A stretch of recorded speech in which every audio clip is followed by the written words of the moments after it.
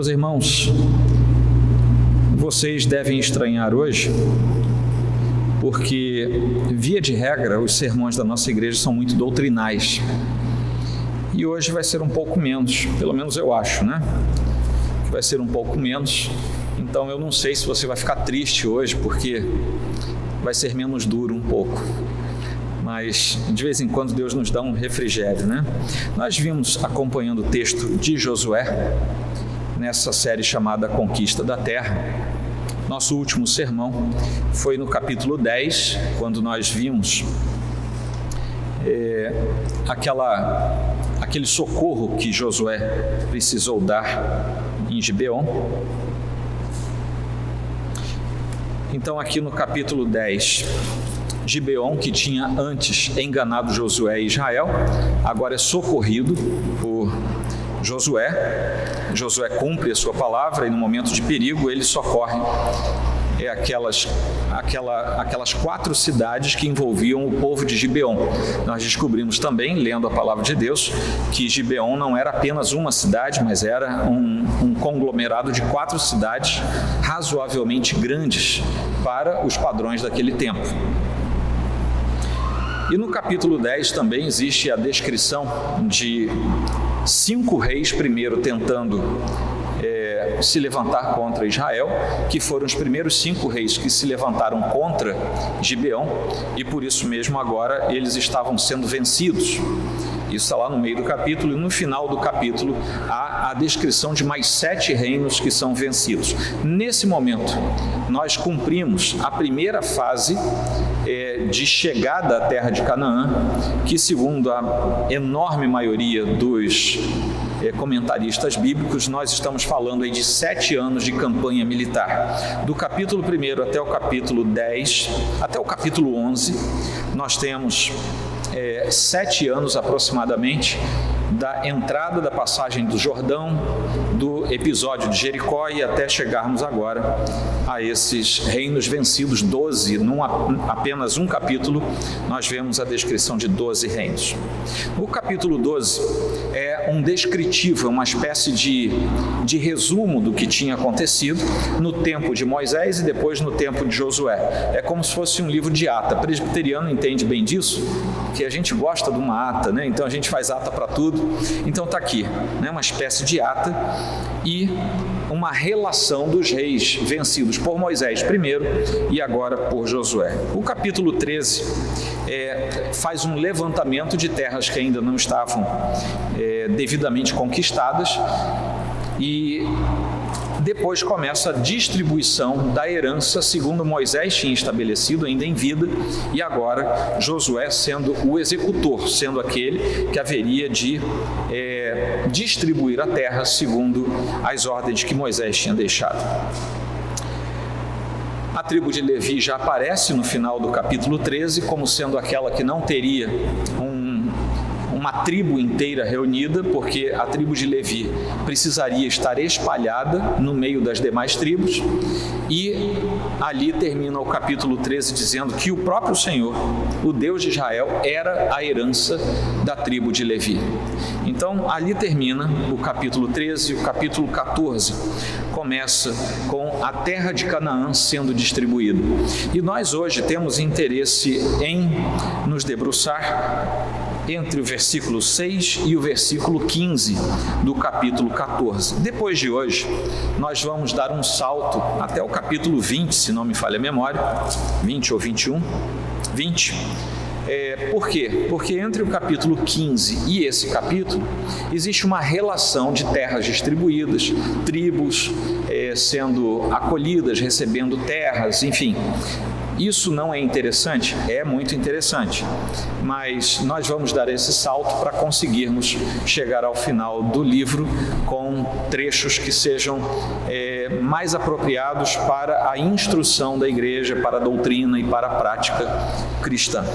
Então nós vamos ler Josué 14, de 6 a 15. Chegaram os filhos de Judá a Josué em Gilgal, e Calebe, filho de Jefoné, o quenezeu, lhe disse: Tu sabes o que o Senhor falou a Moisés, homem de Deus, em Cades Barneia, a respeito de mim e de ti. Tinha eu 40 anos quando Moisés, servo do Senhor, me enviou de Cades-Barneia para espiar a terra, e eu lhe relatei como sentia no coração. Mas meus irmãos que subiram comigo desesperaram o povo. Eu, porém, perseverei em seguir o Senhor meu Deus. Então Moisés, naquele dia, jurou, dizendo: certamente a terra em que puseste o pé será tua e de teus filhos em herança perpetuamente, pois perseveraste em seguir o Senhor meu Deus.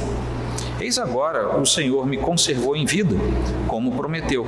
45 anos já há desde que o Senhor falou esta palavra a Moisés, andando Israel ainda no deserto. E já agora sou de 85 anos. Estou forte ainda hoje como no dia em que Moisés me enviou. Qual era a minha força naquele dia, tal ainda agora para o combate, tanto para sair a ele como para voltar. Agora, pois, dá-me este monte, de que o Senhor falou naquele dia, pois naquele dia ouviste que lá estavam os Enaquins, e grandes e fortes cidades. O Senhor, porventura, será comigo para os desapossar, como prometeu. Josué o abençoou e deu a Calebe, filho de Jefoné, Hebrom em herança. Portanto, Hebrom passou a ser de Calebe, filho de Jefoné, o quenezeu, em herança até o dia de hoje, visto que perseverara em seguir o Senhor, Deus de Israel. Dantes, o nome de Hebrom era Quiriate-Arba. Este Arba foi o maior homem entre os Enaquins, e a terra repousou da guerra. Senhor Deus, obrigado por tua palavra lida e que agora será exposta ao nosso coração. Ilumina a nossa compreensão e faz-nos entender a tua verdade para mais uma vez sermos educados pelo Senhor no teu santo caminho. Em nome de Cristo, Senhor nosso. Amém.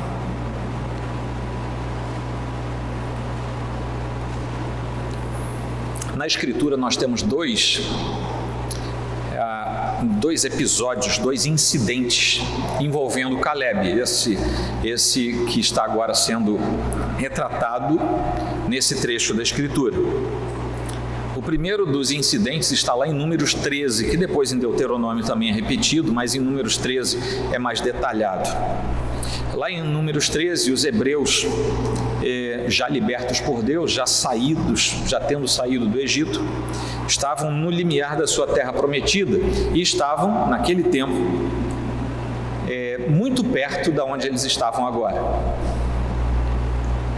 E naquele tempo, Moisés, o líder anterior a Josué, escolhe 12 pessoas com certa liderança, um de cada tribo.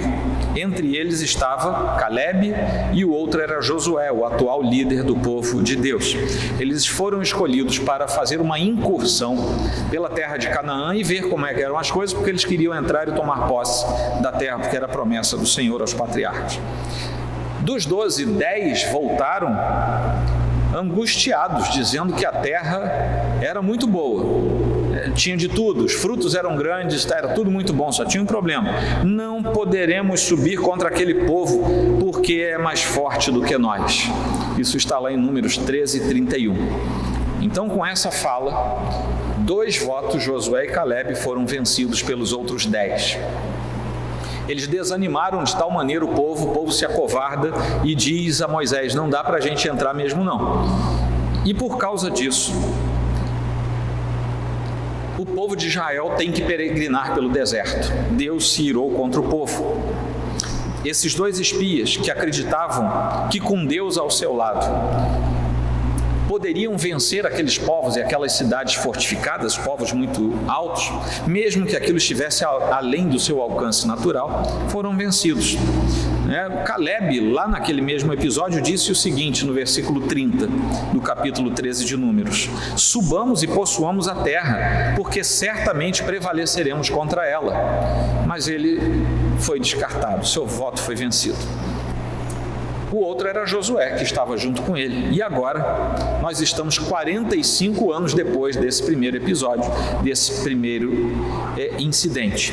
Naquela primeira vez, Calebe já tinha visualizado os Enaquins, que eram homens de grande estatura, chamados de gigantes aqui na Bíblia. E dentre eles um era muito alto, era um gigante dos gigantes, que era um tal de Arba, esse era o nome dele. Provavelmente era alguém parecido com aqueles filmes abrutalhados que você vê, né? Todo mundo de couro, com cara feia, pintado, era um negócio meio assim, meio Conan o Bárbaro, sabe aquele negócio? E aquilo assustou todo mundo, mas esses dois não. No entanto, por terem sido vencidos, mesmo Calebe tendo visto aquele gigante e as suas fortificações, ele diz: vamos lá que nós vamos vencer. O segundo incidente é esse aqui, que eu acabei de ler para vocês, está aqui em Josué 14. 45 anos depois, Calebe volta a ser falado. Os hebreus tinham conseguido agora entrar em Canaã, estão muito perto novamente de Kiriat Arba, que depois se chama Hebron. Toda geração de homens com mais de 20 anos morre no deserto, foi o castigo que Deus impôs. Já que vocês são incrédulos, vocês não vão ver a terra. Só Josué e Calebe, porque creram no meu poder, eles vão chegar lá e vão tomar posse, e foi o que aconteceu. Calebe agora está com 85 anos, Josué devia ter uma idade próxima a dele.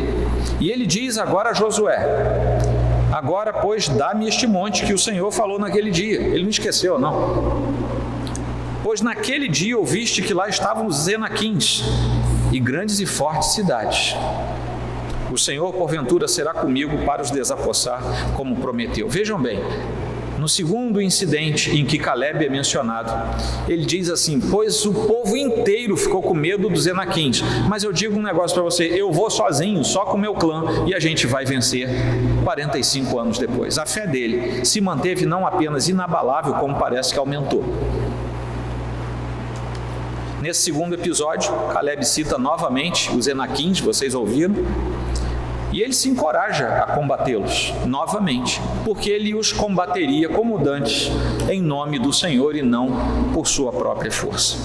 Por detrás de tudo isso, por detrás dessa narrativa, há uma coisa que incomoda o ser humano, uma coisa que Calebe conseguiu atingir, mas que nós perseguimos, na enorme maioria das vezes, pelo viés errado, da maneira errada. E essa coisa se chama sucesso. Todo mundo aqui quer ter sucesso. Não tem um aqui dentro que diga assim: pastor, eu não quero ser bem-sucedido. Todo mundo quer sucesso. Mas quase todos nós queremos alcançar o sucesso do jeito errado. E aqui está uma história de alguém que alcançou o sucesso do jeito certo. Eu dividi esse trecho aqui para nós lermos em 3 partes, todas elas falando do direito. Temos alguns advogados aqui, então eles vão ficar felizes porque hoje eu lembrei deles. O primeiro é o direito legal, está dos versículos de 6 a 9, depois a reivindicação do direito, versículos de 10 a 12, e a concessão do direito, versículos de 13 a 15. O direito legal à posse da terra de Canaã se baseia na palavra de Deus e na fé do Filho de Deus. Essa era a base pela qual o direito que Calebe tinha, assim como todo o povo, mas ele tinha um direito especial, porque Deus tinha dito: sobre vocês dois há um direito especial. Vocês creram quando ninguém mais creu, então vocês vão ter um privilégio, vocês vão ter algo diferenciado quando chegarem lá. E a reivindicação do direito à terra se baseia na promessa que foi feita a Calebe e a Josué lá atrás, 45 anos antes, por causa da fidelidade ao Senhor. Por causa da fidelidade à vontade do Senhor. Vejamos as promessas que foram feitas. Lá em Números 14, 24 diz assim: porém o meu servo Calebe, visto que nele houve outro espírito, ou seja, não o espírito de covardia, mas o espírito de de vigor, de coragem, e perseverou em seguir-me, eu o farei entrar na terra que espiou, e a sua descendência a possuirá. E um segundo trecho está no versículo 30 desse mesmo capítulo, que diz assim: não entrareis na terra a respeito da qual jurei que vos faria habitar nela, salvo Calebe, filho de Jefoné, e Josué, filho de Num. Todo mundo vai ficar pelo meio do caminho, à exceção de Josué e Calebe. E a confiança de Deus, de Calebe em Deus e na sua promessa, em Deus e naquilo que Deus havia disposto em seu coração, fez com que ele não enfraquecesse o seu ânimo, com que ele não perdesse de vista que ele tinha um direito, e esse direito não competia a ele por seus próprios méritos, mas estava pautado no fato de que Deus havia feito essa promessa através dos seus servos, mas a promessa era de Deus. Isso lhe conferiu vida longa, isso lhe conferiu vigor quando ele já era um velho. Eu acho que hoje não tem ninguém aqui de 85 anos, né? Eu estou com 55 e eu fico pensando, se daqui a 30 eu estiver vivo, eu não sei como é que eu vou estar, mas o sujeito estava lutando com espada, com lança. E ele diz assim, quando ele vai falar com Josué: o vigor que eu tinha lá atrás, 45 anos atrás, é o mesmo que eu tenho hoje. Estou bom, eu estou tranquilo. Se precisar ir para a guerra, eu vou. Se for para o dia a dia, está tudo bem também. A promessa de Deus lhe confere um direito especial. Esse direito não era apenas a posse da terra, mas era a capacidade de poder entrar na terra e usufruir daquela terra.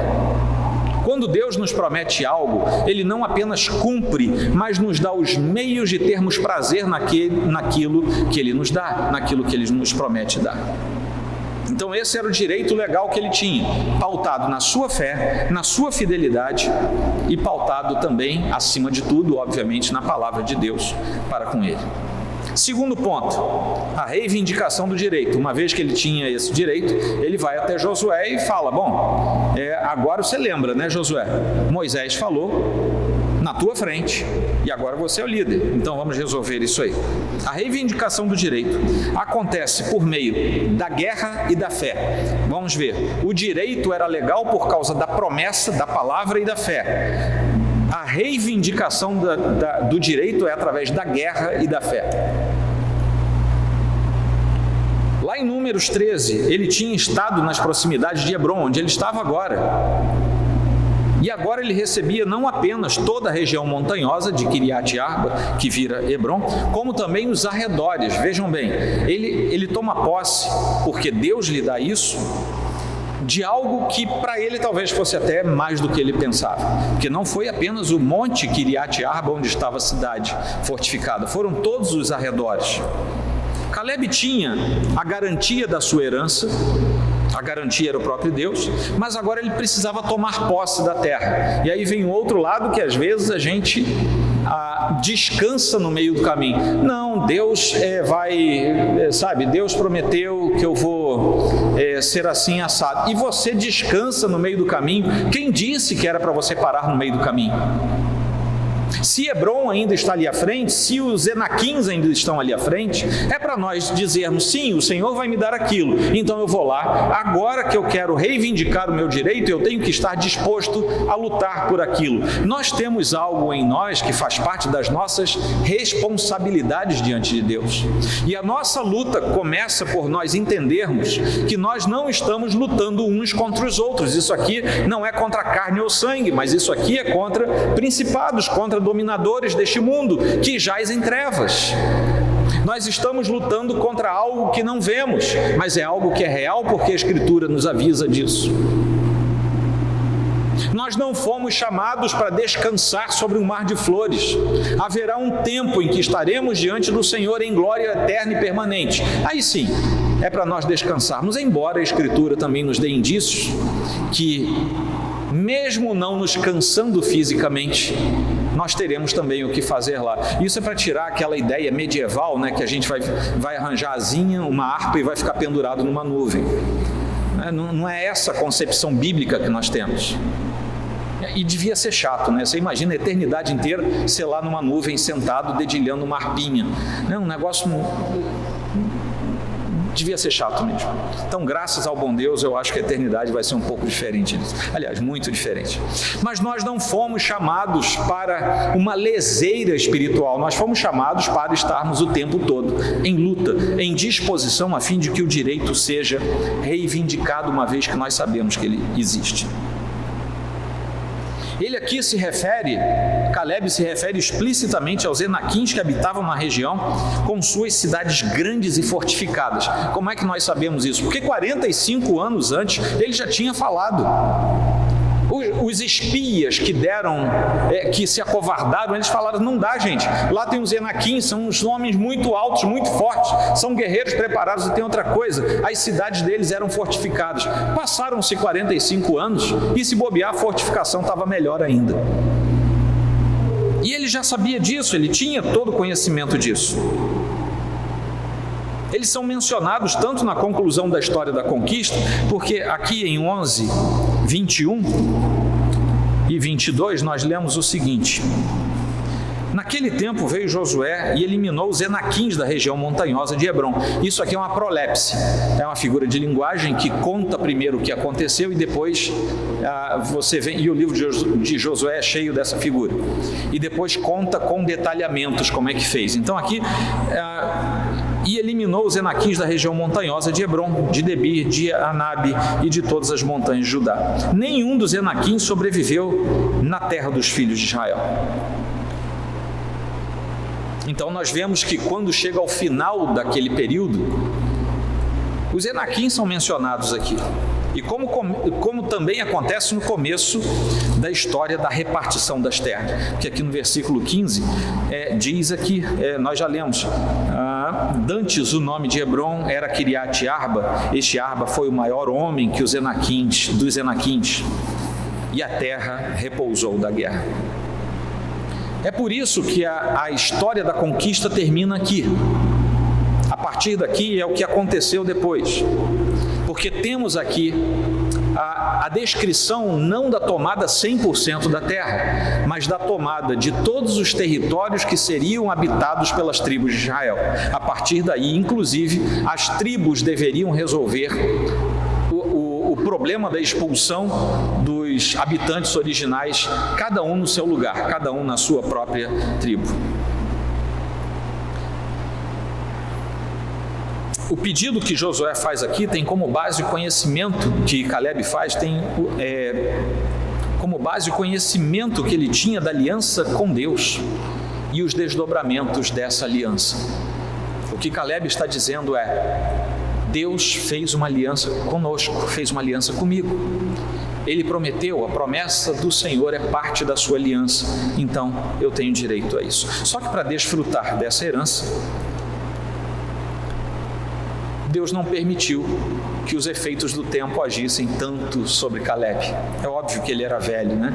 Devia ter cabelo branco pelo menos, mas ele continuava com vigor, forte, e nos lembra aquele texto de Isaías, né? Quando nós somos fortalecidos, subimos como se tivéssemos asas como as das águias. É isso, é o Senhor reforçando a vida do seu filho para que ele ainda usufruísse. Terceiro ponto é a concessão do direito. Está aí nos versos de 13 a 15. A concessão do direito ocorre pela bênção ministrada sobre a vida de Caleb. Aí já não dependia mais de Caleb, era algo que ele ia receber. A promessa de Deus para com Caleb e para com Josué tinha um diferencial de preferência. Vejam bem, se vocês depois lerem com calma todo esse trecho aqui, que fala da distribuição da terra, vocês vão ver que todo mundo foram sortes, né? Era uma forma que havia naquele tempo. Eles jogavam sorte, esse pedaço aqui, então vai para Judá. Jogava sortes, esse pedaço aqui vai para Issacar. Isso não aconteceu nem com Josué, nem com Caleb. Ambos tiveram a terra conferida sem que eles precisassem passar por isso. Por quê? Porque havia uma promessa especial para a vida deles, pela confiança, pelo denodo com que eles tinham estado diante do Senhor desde quando ninguém mais creu e apenas eles dois creram. Josué então o abençoou, é o que nós lemos aqui. Josué o abençoou e deu a Calebe, filho de Jefoné, Hebrom em herança. Dizem alguns comentaristas que esse trecho aqui, inclusive do 13 até o 14, é um trecho ele é realmente um trecho com linguagem mais rebuscada, e dizem os comentaristas que isso aqui é como se fosse a lavratura de um documento público. Tamanha cerimônia que nós lemos nos versículos 13 e 14, para que ninguém contestasse o que estava sendo dado a Calebe. Porque, vamos lembrar, somente Josué e Calebe sabiam daquilo, o resto, a geração mais velha já tinha morrido. Eles tiveram que acreditar em Josué e em Calebe, que aquilo era uma promessa de Deus. E agora Josué, para que ninguém tenha dúvida, faz o seguinte: Calebe, você vai receber o que você pede, e eu vou abençoar você em nome do nosso Deus. Ninguém mais questiona aquilo, porque o cumprimento da promessa de Deus vem sempre acompanhado por bênção sobre a nossa vida.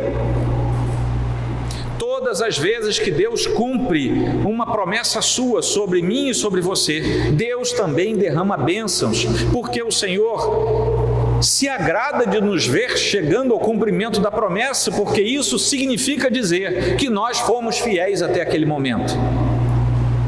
E era o que acontecia com Calebe aqui também. A bênção é dada em nome do Senhor, o nome do Senhor é a fonte de todo poder, de toda prosperidade, né? Ali no Antigo Testamento, por exemplo, a bênção que era proferida sobre alguém muito comumente tinha a ver com prosperidade material, com descendência numerosa, com terras. Era muito comum no Antigo Testamento a bênção do Senhor ser a fonte de que essas coisas fossem derramadas sobre as pessoas. Quando chegamos ao Novo Testamento, a bênção do Senhor mais básica após a salvação é que nós passamos a ser chamados de benditos do Pai. Essa é a grande bênção que nós queremos, que nós esperamos do Senhor. Essa é a sua promessa para nós, que nós vamos andar, vamos peregrinar, vamos percorrer, vamos lutar, até que um dia vamos chegar num lugar em que tudo isso vai acabar. Essa é a promessa. Por quê? Porque nós somos benditos do Senhor. E não haverá bênção maior no cumprimento de uma promessa do que essa de chegarmos diante do Senhor.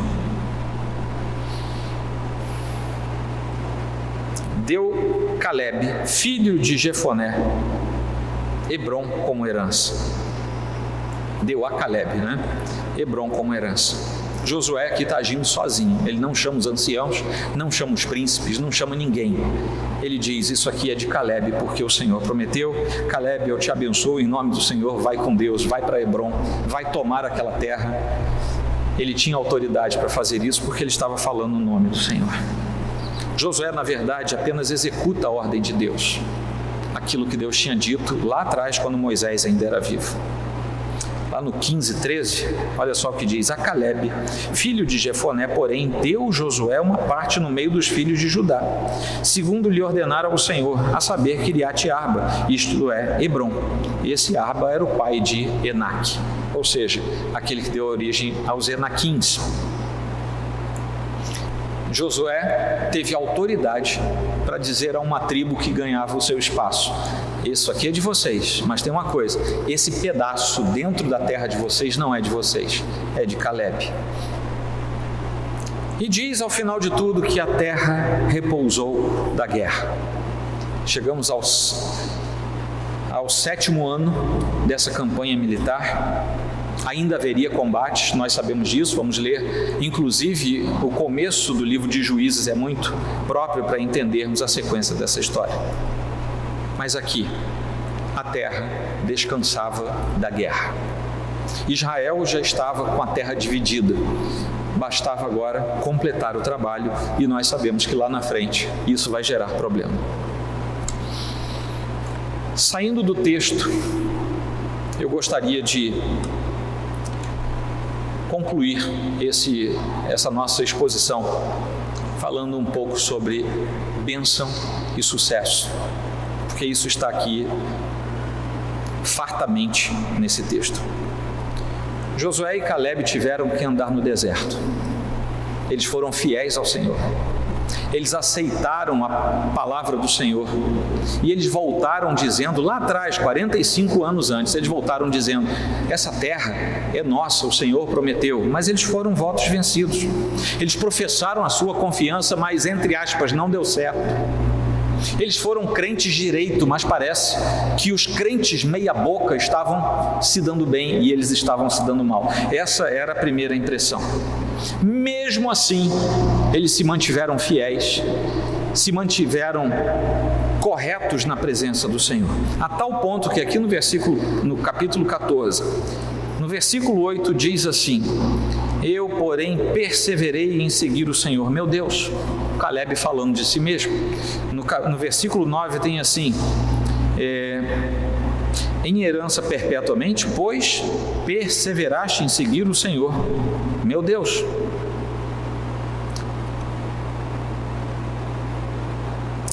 Quando nós chegamos lá embaixo, nós vamos ver que Caleb, pela terceira vez, é chamado de alguém perseverante, fiel, confiante no Senhor. Caleb foi bem sucedido. Pode ser que durante 45 anos tivesse alguém rindo dele. Tá vendo? Tá vendo? Foi ser crente chato, carola, olha no que deu. Está aí andando pelo deserto junto com a gente. Tá vendo? Você não tinha nada que ter falado. Tá vendo só? Foi ser metido a ser santarrão, está aí andando pelo deserto junto com a gente. A diferença entre Josué e Caleb é que depois de uma longa jornada por onde eles não gostariam de estar, nenhum dos dois gostaria de perambular por um deserto quente, por mais ou menos 38 anos nessa história, porque se agora são 45, são 7 de entrada, ou seja, eles deviam estar ali na beira do deserto já quando aconteceu aquele primeiro episódio. Mas Caleb realmente foi bem sucedido.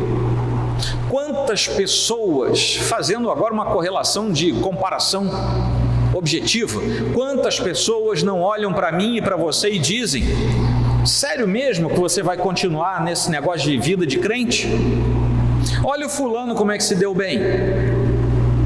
Olha só, ele virou isso ou aquilo, ele é um empresário, tudo bem que ele é um empresário bem sucedido, tudo bem também que se bater uma fiscalização, ele vai ser bem sucedido na cadeia, mas não tem mal, não faz mal, olha quanta coisa ele tem, porque o mundo entende que o sucesso é a somatória daquilo que você tem, não está pautado naquilo que você é, mas é aquilo que você tem. Quanto é que você tem na conta do seu banco? Se fizerem isso comigo, eu estou lascado, né? Quantos carros você tem?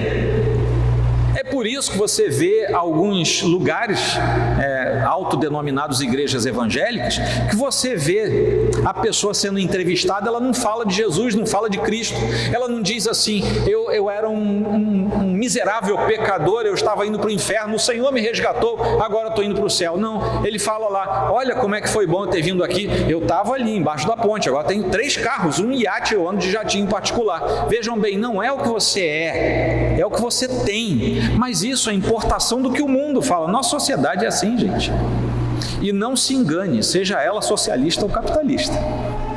Foi só o bloco soviético cair que descobriram as mansões nos Urais dos dirigentes do Politburo.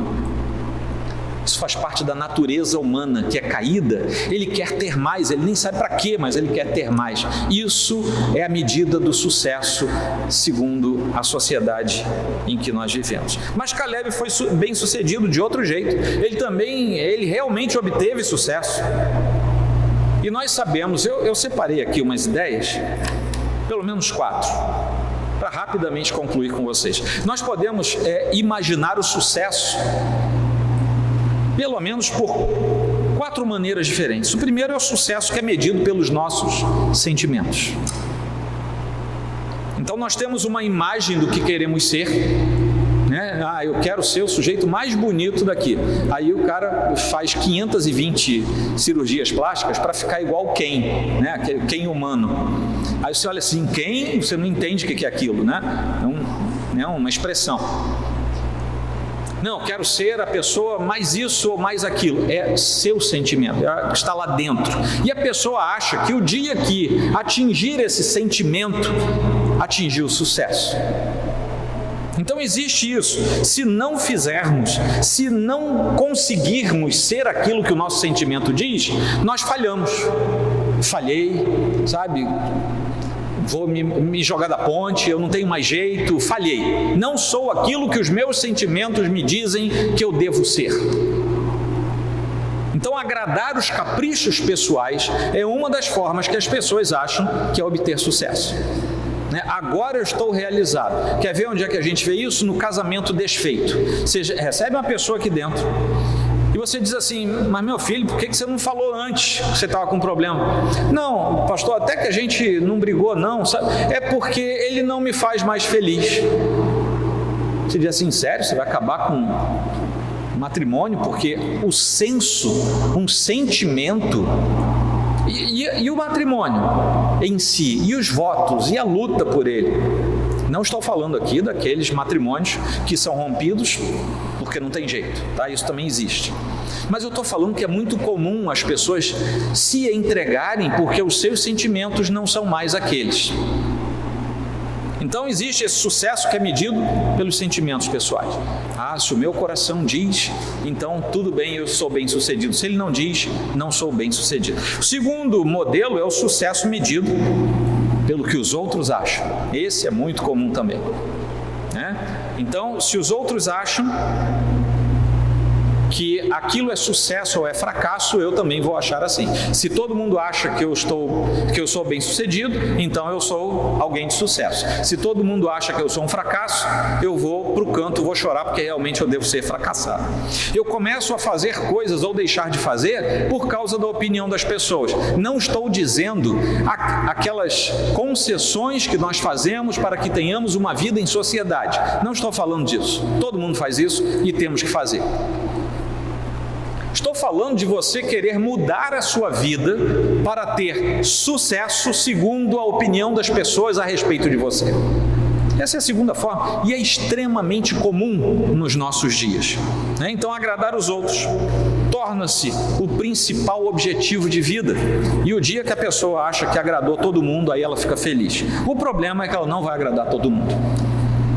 Tá? Alguns de vocês aqui casaram há pouco tempo, outros vão se casar daqui a pouco. Prestem atenção, toda cerimônia de casamento que tem algum tipo de recepção depois, você se vira do lado do avesso, você faz o que não pode, aí você oferece alguma coisa para os seus convidados, tenha certeza que vai ter gente reclamando depois. Só para você não ficar triste, vai ter alguém reclamando. Se o salgadinho estava muito quente, queimei a boca. Se ele estava muito frio, tiraram da geladeira e me deram. Sempre tem alguém reclamando alguma coisa. Porque são os outros. Não fique preocupado em saber se a sua cerimônia, se a sua recepção de casamento agradou todo mundo. Não vai agradar, não se preocupe com esse tipo de coisa. Faça o melhor que você puder, de acordo com a sua realidade, as suas posses. Se não puder fazer nada, não faça. Porque o casamento é para unir homem e mulher, não é para dar festa. Mas está aí, na nossa sociedade existe isso. Terceira forma é que o sucesso muitas vezes é medido pelo que a sociedade proclama, dita. Então, alguns critérios dentro da sociedade são padrões fixos de sucesso, de realização, em qualquer ramo, inclusive no ramo pastoral. Tá? Existe um padrão de sucesso de pastor. Tá? Eu sou um dos mais mal sucedidos que você já viu. Tá? Igreja pequena, pobre, no subúrbio do Rio de Janeiro. Sabe, aquele estereótipo do pastor que é bem sucedido. Meu carro está ali com um troço quebrado lá na frente até hoje. Depois de 1 ano e pouco, graças a Deus, consertei o para-choque dele. Para esse padrão, eu sou mal sucedido. Sou mal sucedido academicamente, pastoralmente, sou mal sucedido em tudo. Fui cantar, não consegui cantar ali direito. Eu não sabia que Martinho Lutero era soprano, né? Um negócio tão alto, não sei se vocês conseguiram cantar junto comigo. Ou seja, deu errado para cantar, sabe? Eu não posso medir o sucesso do meu ministério pastoral pelo que a sociedade e nem mesmo pelo que a moda eclesiástica dita. Não posso. Senão eu vou ficar depressivo, vou me jogar daquela varanda ali. Eu tenho que focar uma coisa. O que é que Deus me mandou fazer nesta igreja? O que Ele me mandou fazer na igreja anterior que eu pastoreei? Eu consegui fazer? A minha parte, pelo menos? Não é porque às vezes você é só um dos dois, os outros 10 dão tiro no pé e o povo inteiro vai junto. E você fica lá, meu Deus, vai andar no deserto junto com eles, mesmo tendo feito a coisa certa. Isso acontece o tempo todo. Então a sociedade exige que você tenha determinadas estruturas, um certo cargo, um certo grau. A sociedade exige que você passe em determinados testes, né, da visibilidade pública. Você recebe certificações, às vezes você não quer, não tem interesse. Não, mas se eu não for doutor, né, a sociedade não acha que eu não valho nada. Seja pelos sentimentos, pelo que o outro acha, pelo que a sociedade impõe. Mas Caleb não estava em nenhuma dessas 3 categorias, ele estava na 4ª categoria, que é a última, que diz assim, que existe um sucesso que é medido pelo padrão de Deus, não pelo padrão horizontal, mas é pelo padrão vertical. E Caleb teve sucesso porque ele estava encaixado no padrão de Deus. Esse é o verdadeiro sucesso, que é determinado não por nossos sentimentos, não pela opinião dos outros, nem pelo que a sociedade exige de nós, mas é definido por Deus. É Ele quem diz: leva a tua cruz, que você vai ter sucesso. Isso não tem nada a ver, nenhum aqui é doido. A gente não quer ter tribulações, mas foi Jesus quem disse: fica tranquilo, você vai ter tribulações. Ninguém aqui quer ser perseguido, mas Jesus disse: por meu nome vocês podem ser perseguidos, e vão ser, muitos dentre vocês vão ser. Ninguém aqui quer carregar problema na vida, mas Jesus disse: pega a sua cruz e vem atrás de mim. Ninguém aqui quer ter dificuldades que você vai para os pés do Senhor dia após dia e não as vê sumindo da sua frente. Mas aí você vê Paulo dizendo: Senhor, como eu pedi para esse infeliz desse espinho da carne sair, mas o Senhor não tirou, o Senhor me deu graça para continuar com ele. O sucesso, segundo Deus, é outra coisa, não tem nada a ver nem com o meu sentimento, nem com a opinião do outro e nem com o que o mundo diz. Se você agrada a Deus, não faz mal se você desagrada as pessoas.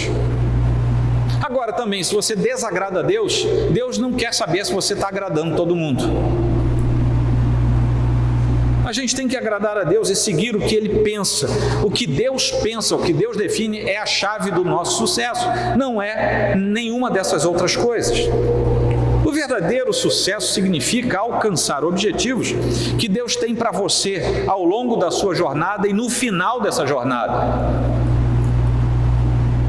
Deus tem um plano soberanamente traçado para cada um dos seus filhos. Hoje de manhã nós estávamos conversando, os candidatos a membros da igreja conversando virtualmente, e eu falava disso. Deus é soberano, Ele tem planos, Ele tem vontade, Ele é perfeito, Ele é santo, Ele é imutável. E aquilo que Ele planeja para nós vai acontecer, como aconteceu com aquele homem 45 anos depois. Conosco pode levar o tempo que for. Se foi Deus e se os planos são dEle, eles vão acontecer, e na execução desses planos está o nosso sucesso.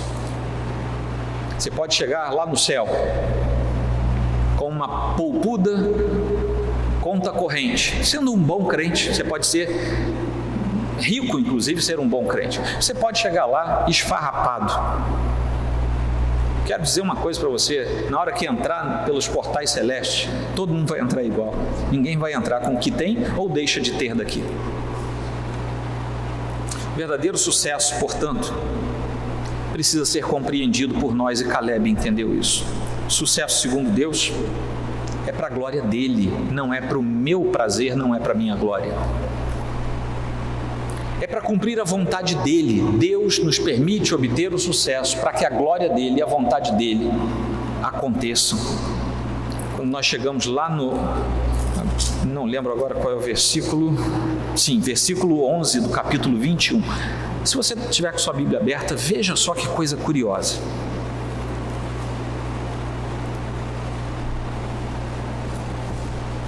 (21, 11). Assim lhes deram aos levitas. Capítulo 21 é a definição das cidades dos levitas. Assim lhes deram Kiriat Arba. Arba era o pai de Enaque, que é Hebron, na região montanhosa de Judá, e em torno dela os seus arredores. Agora é para derrubar qualquer sensação humana que nós tenhamos com relação a Deus. Você sabe para que Deus, 45 anos antes, prometeu Hebron a Calebe? Você sabe para que Deus deu força a Calebe com 85 anos para lutar contra gigantes e desapossá-los de cidades fortificadas? Porque, em sendo bem-sucedido, Calebe estava preparando a cidade onde os levitas haveriam de viver. Entenda que os planos de Deus são muito maiores do que os seus olhos conseguem ver. Nem Calebe sabia disso. Calebe só sabia da promessa para ele. Mas Deus, ao fazer uma promessa a Calebe, ele estava destinando o lugar para os levitas, para aqueles que conduziriam o povo de Israel no culto verdadeiro ao Senhor. Entenda que se Deus faz você bem-sucedido, quem sabe até materialmente falando, você tem duas destinações com esse sucesso. Primeiro, louvar e bendizer o nome do Senhor. Segundo, ser o meio de bênção para aqueles que estão ao seu redor, particularmente para o povo de Deus. É por isso que depois do Novo Testamento diz que a gente tem que fazer o bem a todos, mas inicialmente aos que são os nossos irmãos, aos domésticos na fé. Hebron era para os levitas. A promessa de Deus a Calebe era para que os levitas conseguissem aquela cidade. Por quê? Levita não sabia lutar. Levita sabia adorar. Eles precisavam que alguém executasse os planos de Deus.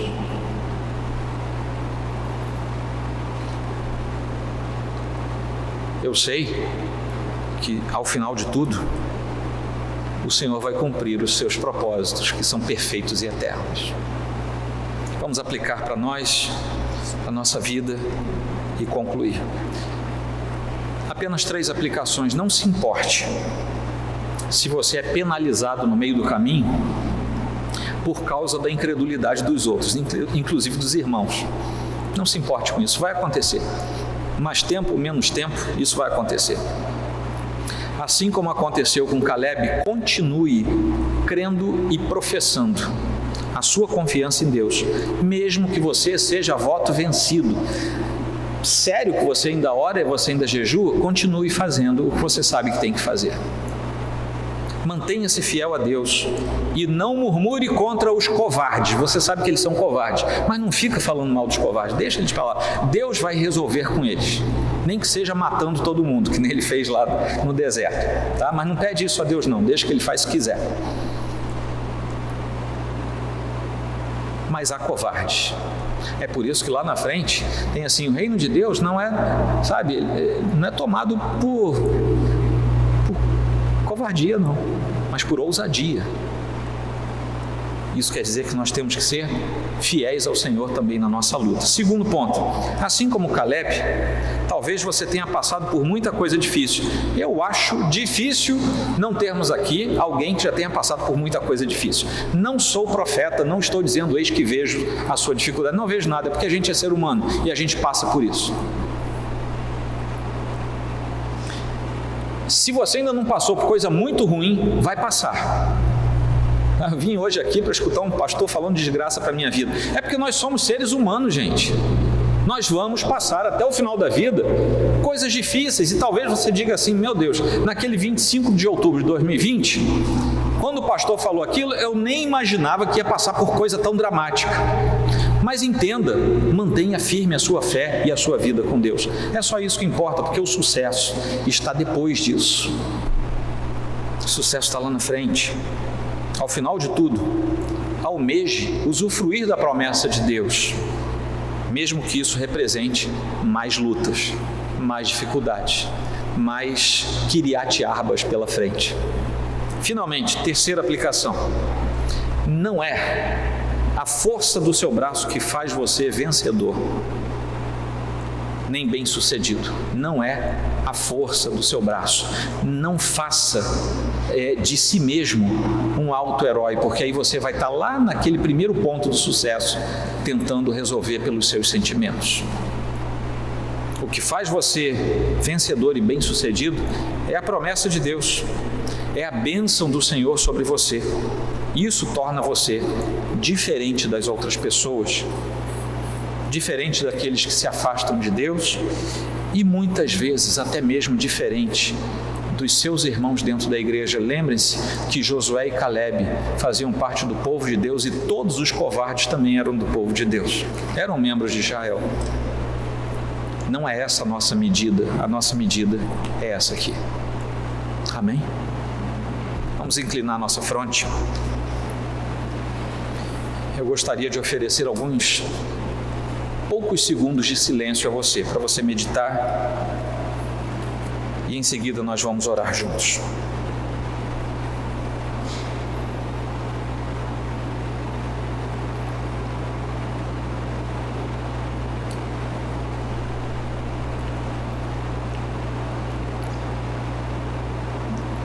Senhor Deus, seja engrandecida a Tua majestade entre o Teu povo.